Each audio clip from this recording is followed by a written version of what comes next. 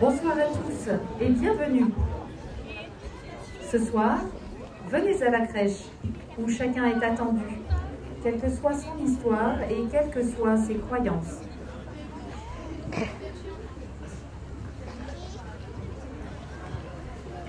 Il y a bien longtemps, plus de 2000 ans, à Nazareth, une petite ville de Palestine, vivait Marie.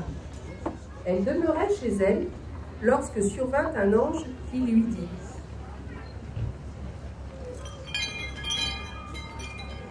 Je te salue Marie, pleine de grâce. Je suis l'ange Gabriel, et Dieu m'a confié un message pour toi. Marie fut toute troublée. N'aie pas peur. Dieu te connaît bien et il t'aime. Voici mon message.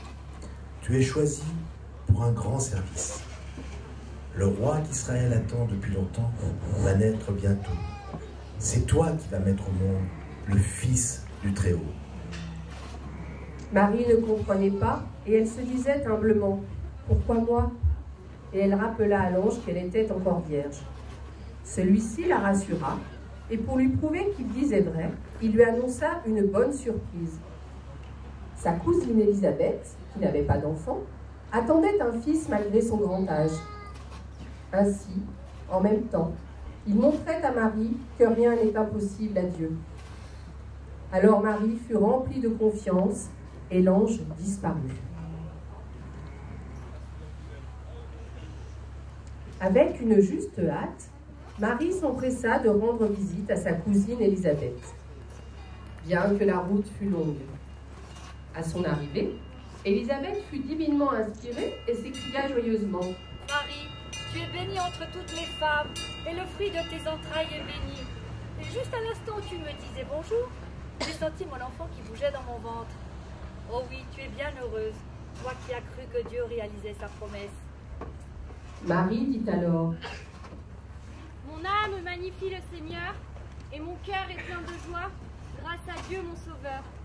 Il s'est penché sur son humble servante, et dès maintenant, et de génération en génération, on me proclamera bienheureuse. Marie resta avec Élisabeth pour la servir jusqu'à la naissance de Jean-Baptiste. Joseph, de son côté, commença à s'inquiéter. Marie et lui étaient considérés comme mariés, mais ils n'habitaient pas encore ensemble. Joseph était donc gêné que Marie attende un bébé. Alors, Dieu envoya un ange pour le rassurer et lui dire que le bébé de Marie était engendré par Dieu. Et l'ange précisa: Comme tous les pères juifs, c'est toi qui donneras le nom de l'enfant. Tu l'appelleras Jésus.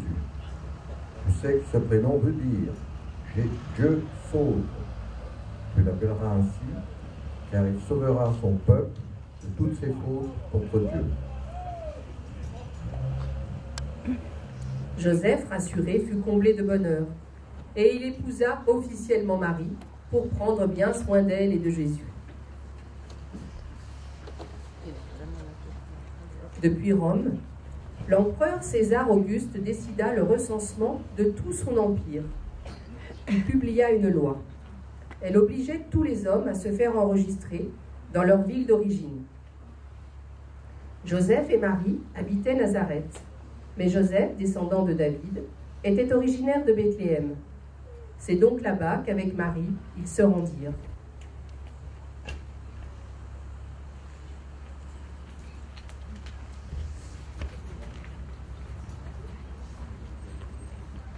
Alors qu'ils étaient à Bethléem, ce fut pour Marie le moment d'enfanter. À cette époque, il n'y avait pas d'hôtel comme maintenant. De grandes salles communes étaient mises à disposition des voyageurs. Mais quand Marie et Joseph se présentèrent, personne ne leur fit place.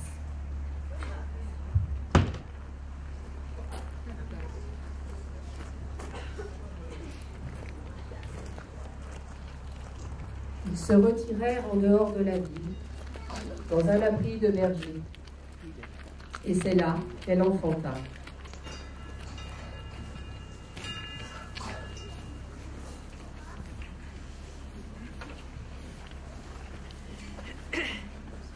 Marie emmaillota l'enfant et le coucha dans la mangeoire.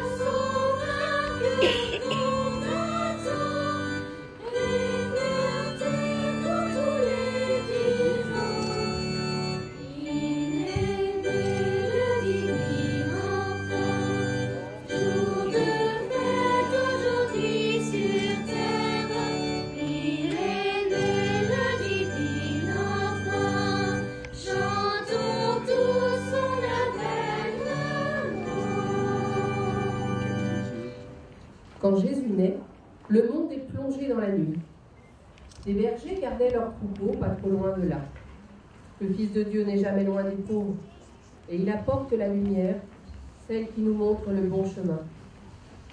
Cette grande clarté enveloppe les bergers, et ils prennent peur. Les premiers mots du message qui leur est adressé résonnent encore de nos jours. N'ayez pas peur. N'ayez pas peur. À vous et par vous au monde entier, une bonne nouvelle. Une grande joie est annoncée. Aujourd'hui, le Sauveur, promis par Dieu, est né dans la cité du roi David, à Bethléem. On le reconnaît, retenez ceci. Il est couché dans une crèche. Toute la terre se réjouit et chante. Gloire à Dieu, gloire à Dieu, gloire à Dieu, et paix à tous les hommes qui l'aiment. Les bergers se dirent entre eux, « Allons donc à Bethléem pour voir nous-mêmes ce qui s'est passé. » Ils se dépêchèrent d'y aller et trouvèrent Marie et Joseph et l'enfant couché dans une crèche. Ils louaient les bienfaits de Dieu. Ils racontèrent à tous comment ils avaient appris l'événement et tous en étaient étonnés.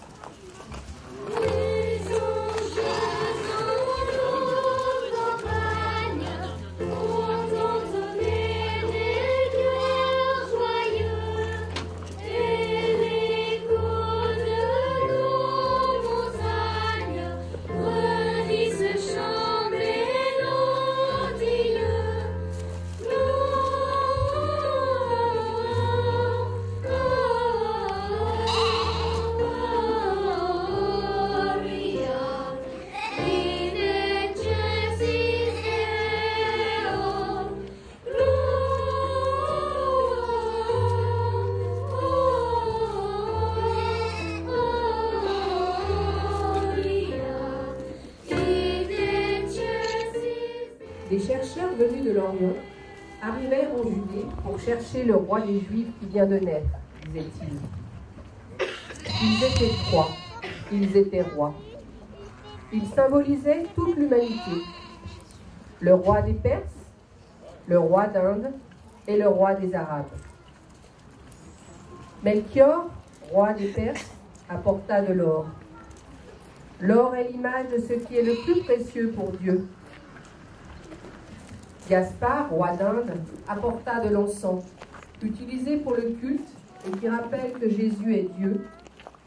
Et Balthazar, roi des Arabes, apporta de la myrrhe qui symbolise la vie éternelle.